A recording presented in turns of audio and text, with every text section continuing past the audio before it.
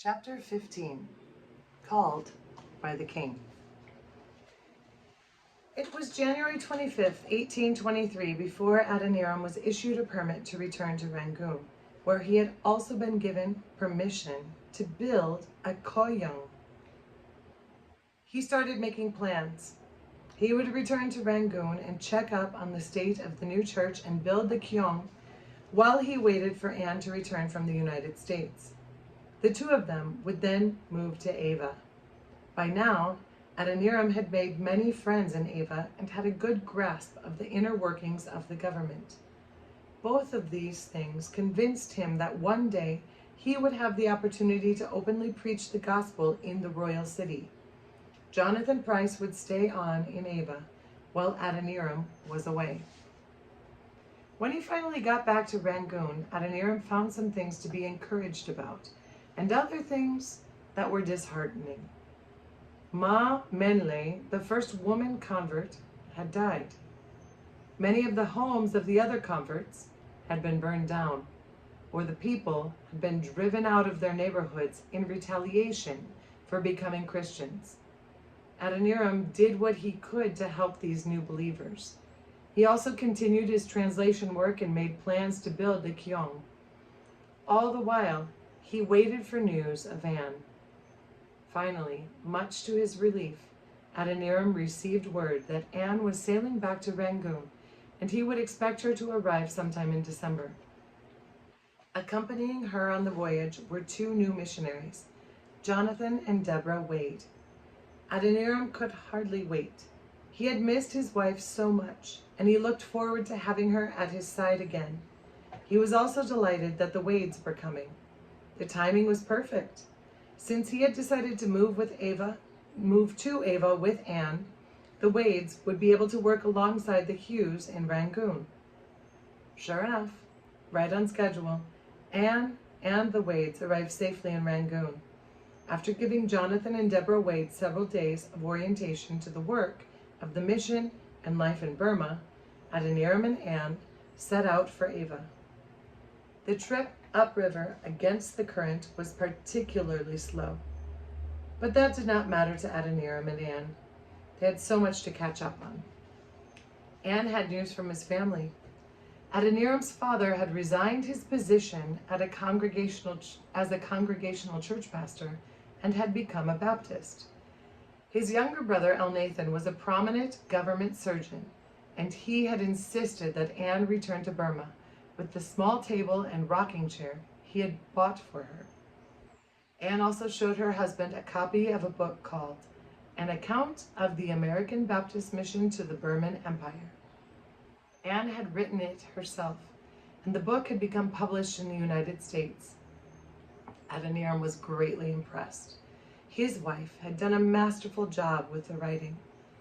Anne also had a letter for Adoniram from Brown University, where he had gone to college. The letter stated that Adoniram had been given an honorary doctorate of divinity, which meant that he could use the title of doctor and call himself Dr. Judson. 6 weeks after setting out, their boat finally arrived on the outskirts of Ava. Adoniram spotted Jonathan Price paddling a small boat towards them. When he got nearer, Jonathan explained that the conflict between the Burmese and the British was getting worse every day. Things had reached the point where any foreigner in Ava, whether British or American, was looked on with suspicion. Undeterred, Adoniram decided to stay. As far as he was concerned, it was too late to turn back now. Besides, what happened in Ava would most likely happen in other places in the kingdom, including Rangoon. The Judsons moved into a small hut, while Adoniram set about building a more permanent mission house next door. The house was made of brick to try to keep out some of the stifling heat of Ava. It had 3 rooms and a large veranda that ran the length of the house. Adoniram went to visit his old friends at the royal court, but soon he found out that many of them had left, and those who were still there did not want to see him. It would have been a very lonely time for him if Anne had not been with him. Anne kept herself busy taking care of 3 small girls whose mother had gone insane and abandoned them. Several European visitors living in Ava kept Adoniram informed on what was happening in the city. One of these visitors was Henry Gouger, whose company Adoniram enjoyed very much. Although Henry Gouger was only in his mid-20s, he had a knack for making money. He had brought a shipload of goods from Europe and sold them at a huge profit in Burma. This had made him a very rich man. He soon found out, however, that Burmese law forbade any gold or jewels from leaving the country, and since they were the currency used to pay for things in Burma, Henry had no way of getting his new fortune home. Still, Henry Gouger was an optimistic man who believed that sooner or later he would find a way to get his money out of the country. Throughout the next year, rumors continued to spread about what the British were up to on Burma's border with India. On Sunday evening, May 23, 1824, the rumors turned to fact. A fleet of British warships sailed upriver to Rangoon and bombarded the city. After a brave fight, the locals abandoned the city, and a British captain raised the Union Jack over the docks. Great Britain and Burma were at war. At first, the Burmese people in Ava didn't believe that foreigners had entered their country. Then they decided they had, but it was all part of a clever trap. The great Burmese army could not be defeated. What must have happened, they told one another, was that an army had lured the British far upriver so that they could be captured and used as slaves. Indeed, many officials in Ava began putting in orders for slaves. One man requested 6 white strangers to row my boat. Another woman commented that she would like 2 or 3 white men because she had heard they made intelligent servants. The Burmese were unable to grasp the truth of the situation. A power existed in the world that was greater than the king, their golden ruler. As the days passed, however, the Burmese came to understand that the British were powerful and meant business. A gloom settled over the kingdom. About this time, Adoniram heard some disturbing news. Henry Gouger had been arrested and interrogated. The Burmese had found some maps among his belongings, simple sketches he had drawn to help him find his way around Ava. To the Burmese officials interrogating him, the maps were evidence that Henry Gouger was a spy. Worse, the officials also found receipts showing that Henry Gouger had paid Adoniram several large sums of money, implicating Adoniram as a co-conspirator. Of course, Adoniram was no spy, and neither was Henry Gouger. What had really happened was that Henry Gouger had helped Adoniram get money from the Baptist Mission Fund in the United States through the bank that Henry dealt with in Calcutta. Adoniram knew that the Burmese officials would not believe this. As far as they were concerned, he was a spy. He waited to see what would happen next.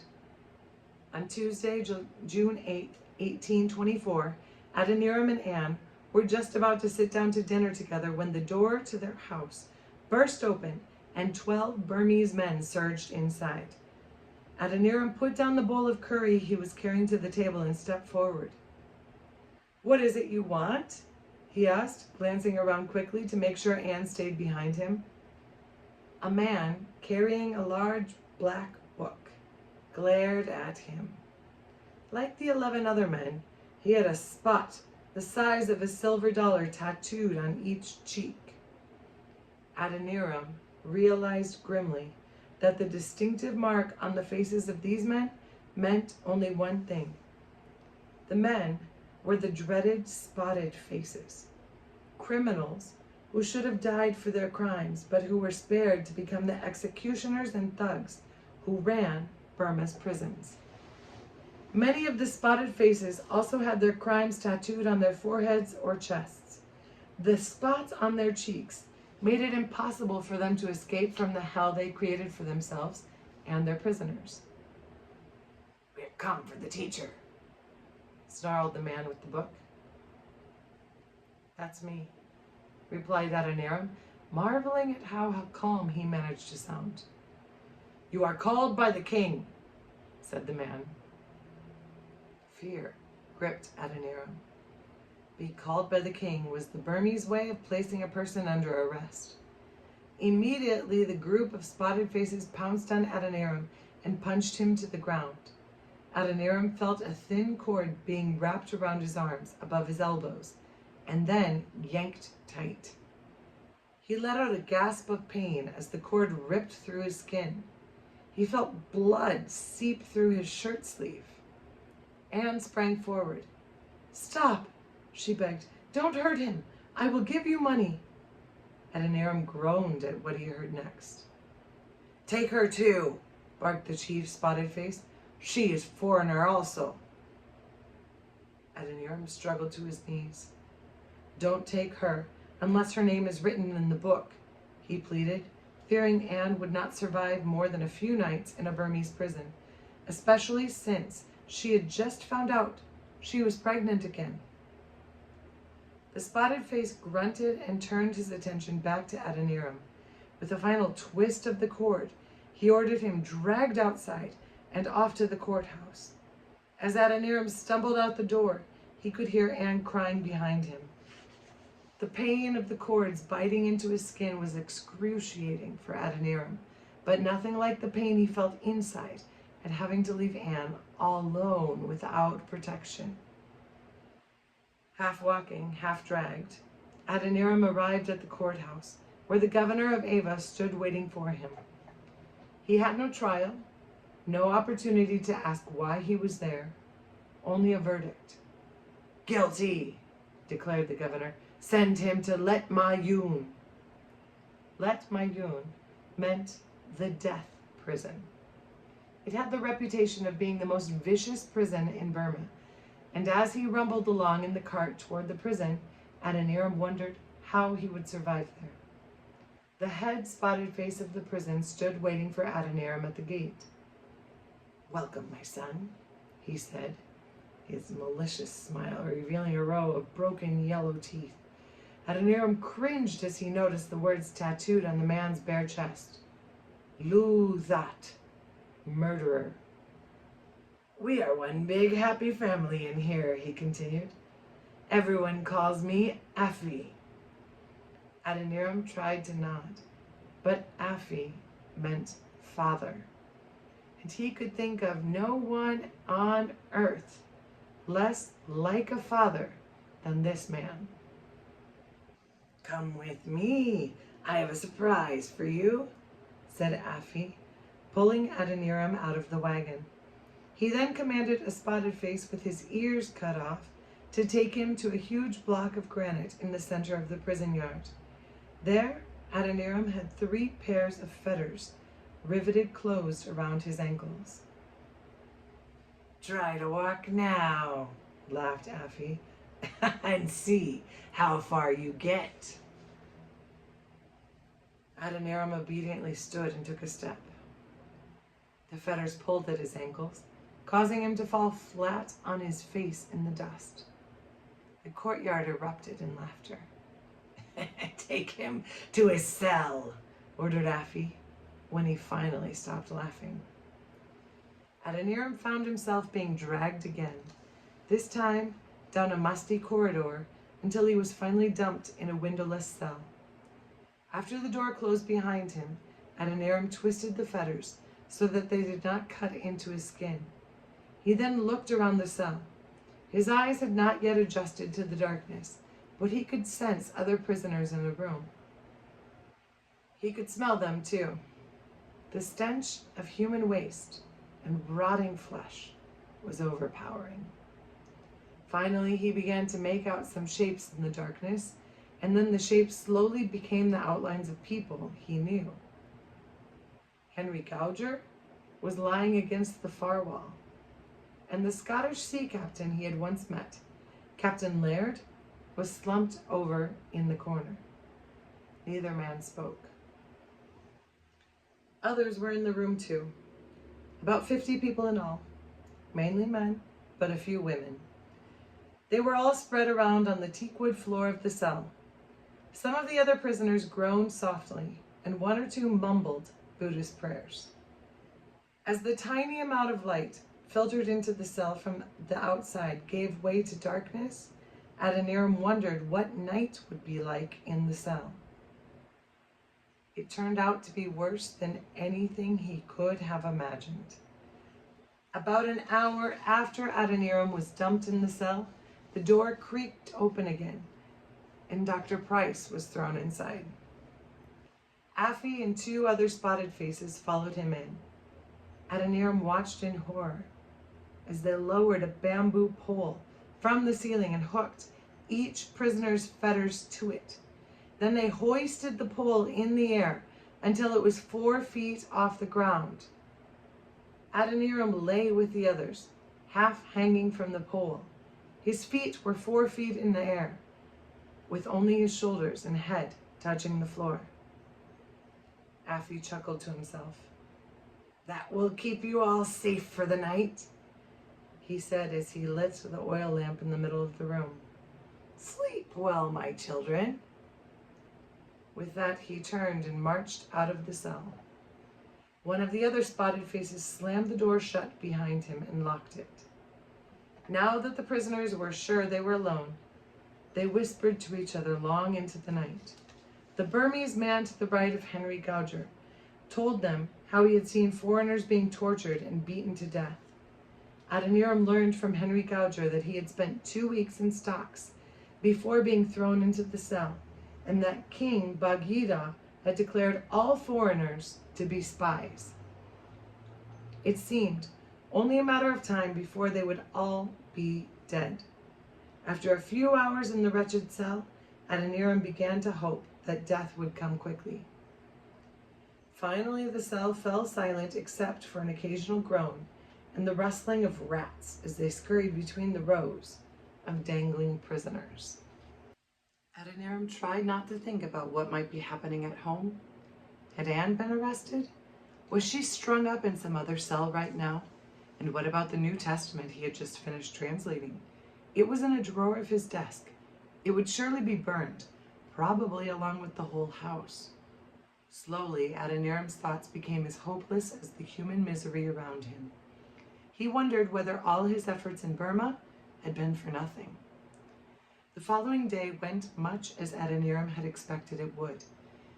Affy came in early in the morning and lowered the bamboo pole. The prisoners were all unhitched from it and taken out in small groups for a 10-minute walk around the courtyard. It was the only time Adoniram saw daylight that day. The stench of human waste, along with that of decaying flesh, made going back into the cell almost unbearable. The cell had another smell, that of rotting food. The spotted faces did not provide any food for the inmates of the jail. Those without family or friends on the outside to deliver food to them were doomed to die of starvation. On certain religious days, though, Buddhist women would bring ngapi and rice to the prison to give it to the prisoners. Ngapi, a fish paste, smelled bad enough when it was fresh, but after it had been wrapped in banana leaves and saved for a week or two, it stank beyond description.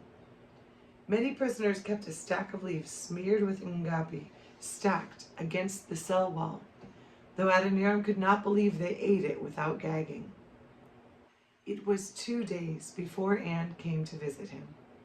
She arrived with food and an order from the city governor written on a palm leaf that allowed her to enter the prison. Adoniram had lost much of his strength, and he half walked, half crawled to the doorway. He wondered what Anne would say when she saw him. In all their 11 years of marriage, Anne had never seen him look or smell so foul. Through the bars in the door, Adoniram could see Anne silhouetted against the wall. When she saw him, she buried her head in her hands and sobbed. "Anne," he said weakly, "thank God you are all right." Anne looked at her husband and forced a smile. "I'll find a way to get you out of here," she said. "I already have the city governor working on your behalf, and I brought you some food." They talked quietly for a few minutes until a spotted face ordered Anne to leave immediately. Anne's pleas made no difference, nor did the order from the governor permitting her to be in the prison. Adoniram watched hopelessly as Anne was roughly escorted to the gate. He wondered whether he would ever see her again.